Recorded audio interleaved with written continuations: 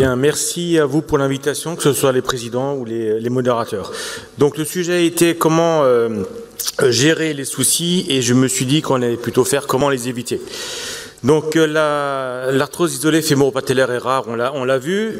La prothèse fémoro-patellaire est classique dans la prise en charge de cette arthrose, mais elle est rarement utilisée aussi, et à notre connaissance, elle est tellement rare qu'il n'y a aucun chiffre dans la littérature pour montrer quel est le niveau d'expertise minimum requis. Les résultats sont bons parce que les indications ont été précisées et finalisées, parce que les implants ont évolué à tous les niveaux de leur fabrication, et parce que la technique elle-même aussi a évolué, on l'a vu précédemment.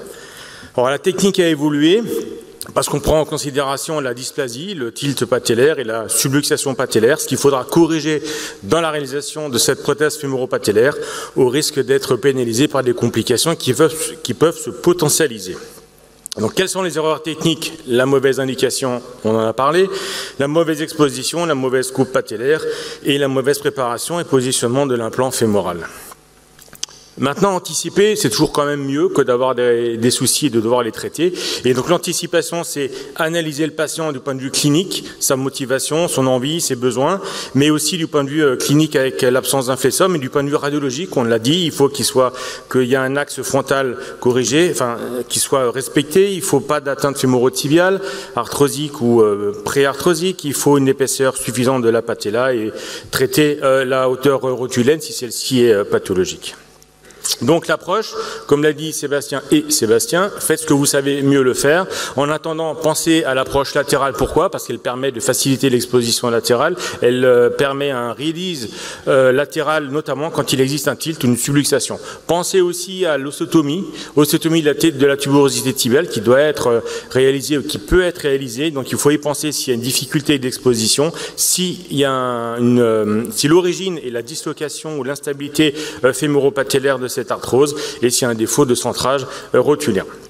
La patella. Alors, quelles sont les clés du succès de la patella pour éviter finalement la fracture patellaire et le décèlement? Eh bien, c'est une patellectomie verticale latérale. Vous voyez, ça marche finalement partout et dans tous les sens. Il faut faire quand même attention à cette patellectomie verticale pour éviter d'avoir une surface patellaire inférieure à 26 mm, ce qui permet d'avoir un médaillon rotulien d'une taille suffisante, et aussi il faut une épaisseur minimale de 12 à 14 mm, comme pour une prothèse totale de genou, si d'aventure vous surfacer la rotule. Les clés du succès au niveau de la patella pour éviter le mauvais tracking patellaire, eh ben, c'est positionner la patella après avoir positionné le fémur, ce qui permet un bon positionnement cinématique dans les trois plans de l'espace.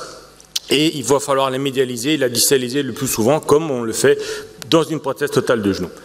Le fémur. Alors, quelles sont les clés du succès pour éviter le tilt, la subluxation ou la luxation fémoro-patellaire? Eh bien, c'est faire une coupe perpendiculaire à la ligne de Whiteside, une coupe parallèle à l'axe transépicondylien, une coupe antérieure qui soit flush au niveau de la corticale antérieure, en légère rotation externe. Et finalement, il faut globalement un aspect valgus de l'implant fémoral. Pourquoi? Pour aller chercher la patella.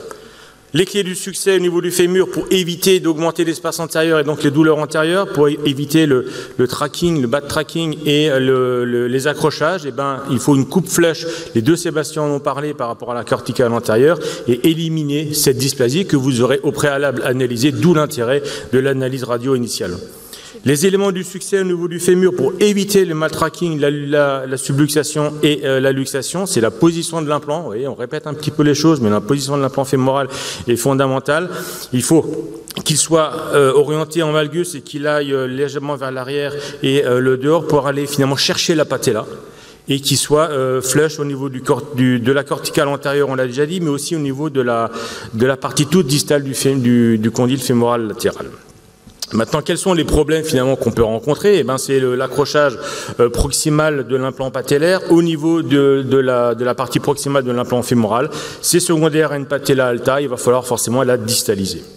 Il peut y avoir un accrochage trochléocondylien au niveau de la jonction de l'implant fémoral avec la trochlée persistante.